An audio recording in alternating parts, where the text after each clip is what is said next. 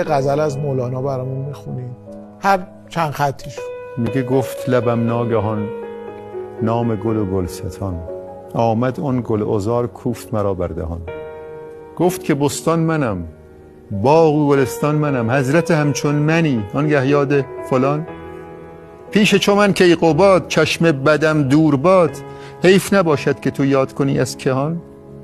جغد بود کو به باغ یاد خرابه کند، زاغ بود کو بهار یاد کند از خزان. پشت جهان دیدی؟ روی جهان را ببین، پشت به خود کن که تا روی نماید جهان. ای قمر زیر میغ، خویش ندیدی دریغ، چند چو سایه دوی در پی این دیگران. بس که مرا دام شعر از دغلی بند کرد.